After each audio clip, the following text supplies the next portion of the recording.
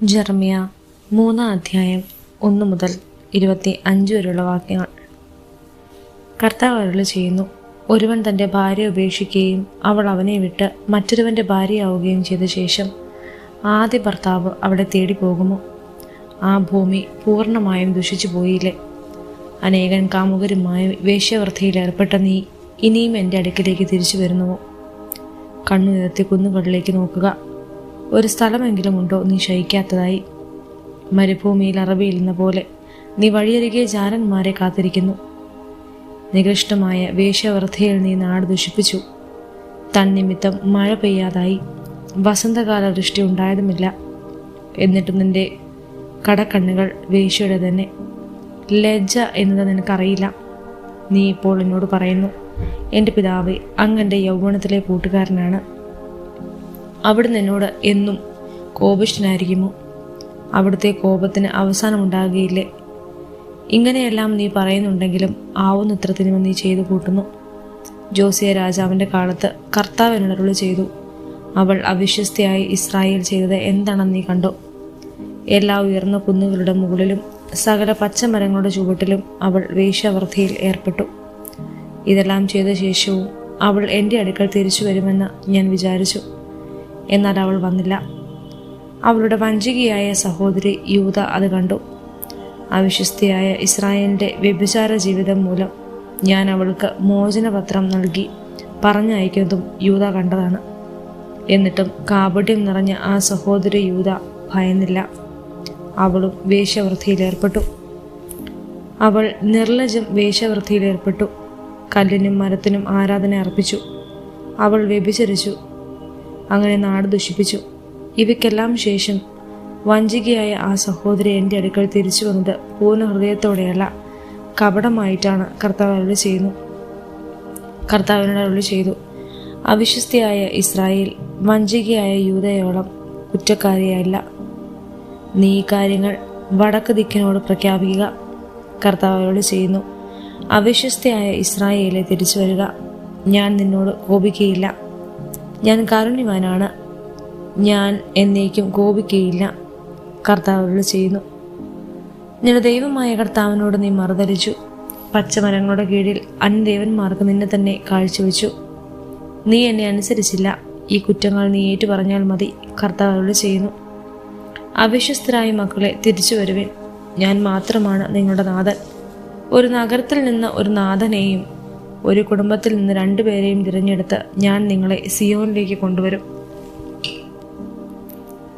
കർത്താവ് അരുളി ചെയ്യുന്നു, എനിക്കിഷ്ടപ്പെട്ട ഇടയന്മാരെ ഞാൻ നിങ്ങൾക്ക് തരും. അവർ ജ്ഞാനത്തോടും വിവേകത്തോടും കൂടെ നിങ്ങളെ പാലിക്കും. കർത്താവ് അരുളി ചെയ്യുന്നു, നിങ്ങൾ പെരുകി നാട് നിറഞ്ഞു കഴിയുമ്പോൾ കർത്താവിൻ്റെ സാക്ഷ്യപേടകത്തെപ്പറ്റി ആരും ഒന്നും പറയുകയില്ല. അവർ അതിനെപ്പറ്റി ചിന്തിക്കുകയോ അത് ആവശ്യമെന്ന് കരുതുകയോ ഇല്ല. മറ്റൊന്ന് നിർമ്മിക്കുകയുമില്ല. കർത്താവിൻ്റെ സിംഹാസനമെന്ന് അന്ന് ജെറുസലേം വിളിക്കപ്പെടും. സകല ജനതകളും അവിടെ കർത്താവിൻ്റെ നാമത്തിൽ സമ്മേളിക്കും. ഇനി ഒരിക്കലും അവർ തങ്ങളുടെ ദുഷ്ടഹൃദയത്തിൻ്റെ ഗീതങ്ങൾക്ക് വഴിവിടുകയില്ല. ആ ദിവസങ്ങളിൽ യൂദാ കുടുംബം ഇസ്രായേൽ കുടുംബത്തോട് ചേരും. അവർ ഒരുമിച്ച് വടക്ക് നിന്ന് പുറപ്പെട്ട് നിങ്ങളുടെ പിതാക്കന്മാർക്ക് അവകാശമായി ഞാൻ കൊടുത്ത ദേശത്ത് വരും. എൻ്റെ മക്കളുടെ കൂടെ നിന്നെ പാർപ്പിക്കാനും സകല ജനതകളിടത്തിലും വെച്ച് ഏറ്റവും ഛേദോഹരമായ അവകാശം നിനക്ക് നൽകാനും ഞാൻ എത്രയേറെ ആഗ്രഹിച്ചു. എൻ്റെ പിതാവേ എന്ന് നീ എന്നെ വിളിക്കുമെന്നും എൻ്റെ മാർഗം നീ ഉപേക്ഷിക്കുകയില്ലെന്നും ഞാൻ പ്രതീക്ഷിച്ചു. കർത്താവ് അരുളി ചെയ്യുന്നു, ഇസ്രായേൽ ഭവനമേ, അവിശ്വസ്തയായ ഭാര്യ ഭർത്താവിനെ ഉപേക്ഷിക്കുന്നത് പോലെ നീയും വിശ്വാസ വഞ്ചന ചെയ്തിരിക്കുന്നു. ശൂന്യമായ കുന്നുകളിൽ നിന്ന് ഒരു സ്വരം ഉയർന്നു, ഇസ്രായേൽ മക്കളുടെ വിലാപത്തിൻ്റെയും യാചനയുടെയും സ്വരം.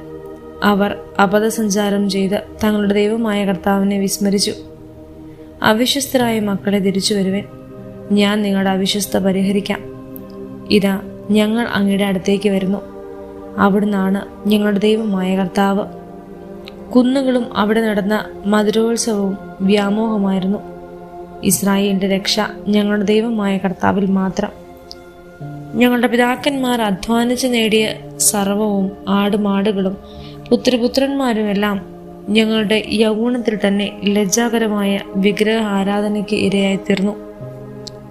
ലജ്ജാവിവശരായ ഞങ്ങൾ സാഷ്ടാംഗം പ്രണമിക്കട്ടെ. അപമാനം ഞങ്ങളെ ആവരണം ചെയ്യട്ടെ. ഞങ്ങളും ഞങ്ങളുടെ പിതാക്കന്മാരും യൗവനം മുതൽ ഇന്നുവരെ ദൈവമായ കർത്താവിനെതിരെ പാപം ചെയ്തു. ഞങ്ങളുടെ ദൈവമായ കർത്താവിനെ ഞങ്ങൾ അനുസരിച്ചില്ല. ജെറമ്യ 4-ാം അധ്യായം 1 മുതൽ 31 വരെയുള്ള വാക്യങ്ങൾ. കർത്താവ് അരുളി ചെയ്യുന്നു, ഇസ്രായേലിൽ നീ തിരിച്ചു വരാൻ ആഗ്രഹിക്കുന്നെങ്കിൽ എൻ്റെ അടുത്തേക്ക് വരിക. എൻ്റെ സന്നദ്ധയിൽ നിന്ന് മ്ലേച്ഛത നീക്കി കളയുകയും വഴിതെറ്റിപ്പോകാതിരിക്കുകയും ജീവിക്കുന്നവനായ കർത്താവിൻ്റെ നാമത്തിൽ പരമാർത്ഥമായും നീതിയായും സത്യസന്ധമായും ശപഥം ചെയ്യുകയും ചെയ്താൽ ജനതകൾ പരസ്പരം അവിടുത്തെ നാമത്തിൽ അനുഗ്രഹിക്കും. കർത്താവിലായിരിക്കും അവരുടെ മഹത്വം. യൂദയായിലെയും ജെറുസലേമിലെയും നിവാസികളോട് കർത്താവ് അരുളി ചെയ്യുന്നു, നിങ്ങളുടെ തരിശുഭൂമി ഉഴുതുമറിക്കുവിൻ, മുള്ളുകൾക്കിടയിൽ വിത്ത് വിതയ്ക്കരുത്. യൂദ നിവാസികളെ, ജെറുസലേം പൗരന്മാരെ, കർത്താവിനായി നിങ്ങളെ തന്നെ പരിച്ഛേദനം ചെയ്യുവിൻ. ഹൃദയപരിച്ഛേദനം സ്വീകരിക്കുവിൻ, അല്ലെങ്കിൽ നിങ്ങളുടെ ദുഷ്ടകൃത്യങ്ങൾ നിമിത്തം എൻ്റെ കോപം അഗ്നി പോലെ ജ്വലിക്കും. അത് ശമിപ്പിക്കാൻ ആർക്കും സാധിക്കുകയില്ല. യൂദയായിൽ വിളിച്ചു പറയുവിൻ, ജെറുസലേമിൽ പ്രഘോഷിക്കുവിൻ, കാഹളമൂതി ദേശത്തെങ്ങും വിളംബരം ചെയ്യുവിൻ. ഒരുമിച്ച് കൂടി സുരക്ഷിതമായ പട്ടണങ്ങളിലേക്ക് ഓടുവിൻ എന്ന് ഉച്ചത്തിൽ വിളിച്ചു പറയുവിൻ. സിയോനിലേക്കുള്ള വഴി അടയാളപ്പെടുത്തുവിൻ. അഭയം തേടി ഓടുവിൻ, മടിച്ചു നിൽക്കരുത്. തിന്മയും ഭീകരനാശവും വടക്ക് നിന്ന് ഞാൻ കൊണ്ടുവരുന്നു. കുറ്റിക്കാട്ടിൽ നിന്ന് സിംഹം പുറത്തിറങ്ങിയിട്ടുണ്ട്. ജനതകളുടെ സംഹാരകൻ സ്വസങ്കേതങ്ങളിൽ നിന്ന് പുറപ്പെട്ടിട്ടുണ്ട്. അവൾ നിന്റെ ദേശം ശൂന്യമാക്കും, നിന്റെ നഗരങ്ങൾ വിജനമായ നാശകൂമ്പാരമാക്കും. ആകയാൽ നിങ്ങൾ ചാക്കൊടുത്ത് കരയുവിൻ, നിലവിളിക്കുവിൻ. കർത്താവിൻ്റെ ഉഗ്രകോപം നമ്മിൽ നിന്ന് അകന്നിട്ടില്ല. കർത്താവ് അരുളി ചെയ്യുന്നു, അന്ന് രാജാവിൻ്റെ ഹൃദയം തളരും, പ്രഭുക്കന്മാർ ഭീകരകളും പുരോഹിതന്മാർ നടുങ്ങും, പ്രവാചകന്മാർ അമ്പരക്കും. അപ്പോൾ അവർ പറയും, ദൈവമായ കർത്താവെ, അങ്ങ് ഈ ജനത്തെയും ജെറുസലേമിനെയും വഞ്ചിച്ചു. നിങ്ങൾക്കെല്ലാം ഭ്രന്ത്രമാണ് എന്ന് ഞാൻ പറഞ്ഞു. എന്നാൽ ഇപ്പോഴിതാ അവരുടെ നേരെ വാൾ ഉയർന്നു. ആ സമയം വരുമ്പോൾ ഈ ജനത്തോടും ജെറുസലേമിനോടും പറയപ്പെടും, എൻ്റെ ജനത്തിൻ്റെ പുത്രിയുടെ നേർക്ക് മരുഭൂമിയിലെ വിജനമായ മലകളിൽ നിന്ന് ഉഷ്ണക്കാറ്റ് വീശും. പതിര് പാറ്റാനോ നിലമിടിപ്പാക്കാനോ ആയിരിക്കുകയില്ലാതെ. ഞാൻ അയക്കുന്നത് ഭീഷണമായ കൊടുങ്കാറ്റായിരിക്കും. ഞാൻ തന്നെയാണ് അവരുടെ മേൽ വിധിവാചകം ഉച്ചരിക്കുക. ഇതാ കാർമേഘം പോലെ ശത്രു വരുന്നു. അവൻ്റെ രഥങ്ങൾ ചുഴലിക്കാറ്റുപോലെ, കുതിരകൾ കഴുകനേക്കാൾ വേഗതയേറിയത്. ഞങ്ങൾക്ക് ദുരിതം, ഞങ്ങൾ നശിച്ചു കഴിഞ്ഞു. ജെറുസലേമേ, നിന്റെ ഹൃദയത്തിൽ നിന്ന് ദുഷ്ടത കഴുകിക്കളയുക, എന്നാൽ നീ രക്ഷപ്പെടും. എത്ര നാളാണ് നീ ദുഷിച്ച ചിന്തകളും പേര് നടക്കുക? ദാനിൽ നിന്നൊരു പ്രഖ്യാപനം ഉയർന്നു, എഫ്രായിമിൽ നിന്ന് അനർത്ഥത്തെ പറ്റിയുള്ള അറിയിപ്പും. ജനതകളുടെ വിളംബരം ചെയ്യുവിൻ, ജെറുസലേമിൽ വിളിച്ചു പറയുവിൻ, വിദൂരത്ത് നിന്ന് ശത്രുക്കൾ വരുന്നു. യൂദയായിലെ നഗരങ്ങൾക്കെതിരെ പോർവിളികൾ മുഴങ്ങുന്നു. വയലിനു ചുറ്റും കാവൽക്കാരെന്ന പോലെ അവർ അവളെ വളഞ്ഞിരിക്കുന്നു. എന്തെന്നാൽ അവൾ എന്നെ ധിക്കരിച്ചു, കർത്താവ് അരുളി ചെയ്യുന്നു. ഇതെല്ലാം നിന്റെ മേൽ വരുത്തിവെച്ച നിന്റെ പെരുമാറ്റവും പ്രവൃത്തികളും അത്രേ. ഇത് നിന്റെ ശിക്ഷയാണ്, അത് കൈപ്പേറിയ തന്നെ. നിന്റെ ഹൃദയത്തിൽ തന്നെ അത് തുളഞ്ഞു കയറിയിരിക്കുന്നു. വേദന, അസഹ്യമായ വേദന. ഞാൻ വേദനയാൽ പുളയുന്നു. എൻ്റെ ഹൃദയഭിത്തികൾ തകരുന്നു, നെഞ്ചിടിക്കുന്നു. നിശബ്ദനായിരിക്കാൻ എനിക്ക് വയ്യ. ഇത്ര യുദ്ധകാഹളം, പോർവിളി ഞാൻ കേൾക്കുന്നു. ഒന്നിനു പിറകെ ഒന്നായി ദുരിതങ്ങൾ ആഞ്ഞടിക്കുന്നു. ദേശം മുഴുവൻ വിജനമായി തീർന്നു. എൻ്റെ കൂടാരങ്ങൾ ഞൊടിയിടയിൽ തകരുന്നു. കൂടാരവിരികൾ നിമിഷ നേരം കൊണ്ട് കീറിപ്പറിയുന്നു. യുദ്ധപതാക ഇനിയും എത്ര നാൾ ഞാൻ കാണണം? കാഹളധ്വനി എന്നുവരെ കേൾക്കണം? എന്തെന്നാൽ എൻ്റെ ജനം വിഡ്ഢികളാണ്, അവർ എന്നെ അറിയുന്നില്ല. അവർ ബുദ്ധിയില്ലാത്ത കുട്ടികളാണ്, അവർക്ക് യാതൊരു ജ്ഞാനവുമില്ല. തിന്മ പ്രവർത്തിക്കാൻ അവർ സമർത്ഥരാണ്, നന്മ ചെയ്യേണ്ടത് എങ്ങനെയെന്നറിവില്ല. ഞാൻ ഭൂമിയിലേക്ക് നോക്കി, അത് രൂപരഹിതവും ശൂന്യവുമായിരുന്നു. ഞാൻ ആകാശത്തേക്ക് നോക്കി, പ്രകാശം കെട്ടുപോയിരുന്നു. ഞാൻ മലമുകളിലേക്ക് നോക്കി, അവ വിറപൂണ്ടിരുന്നു. കന്നുകളെല്ലാം ഇളകി ഉലയുന്നുണ്ടായിരുന്നു. ഞാൻ നോക്കി, ഒരു മനുഷ്യനെയും കണ്ടില്ല. ആകാശപ്പറവകളെല്ലാം പറന്നുപോയിരുന്നു. ഞാൻ നോക്കി, ഫലസമൃദ്ധമായ ദേശം ഇതാ മരുഭൂമിയായിരിക്കുന്നു.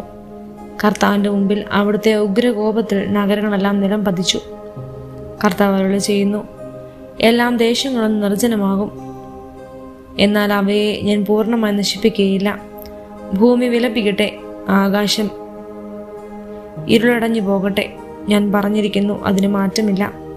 ഞാൻ നിശ്ചയിച്ചിരിക്കുന്നു, എൻ്റെ തീരുമാനം മാറുകയില്ല. കുതിരപ്പടയാളികളുടെയും വില്ലാളികളുടെയും ആരവം കേട്ട് നഗരവാസികൾ പലായനം ചെയ്യുന്നു. അവർ കുറ്റിക്കാടുകളിൽ ഒളിക്കുന്നു, പാറക്കൂട്ടങ്ങളിൽ പിടിച്ചു കയറുന്നു. പട്ടണങ്ങളെല്ലാം പരിത്യക്തമാകുന്നു, അവയിൽ ജനവാസമില്ലാതായി.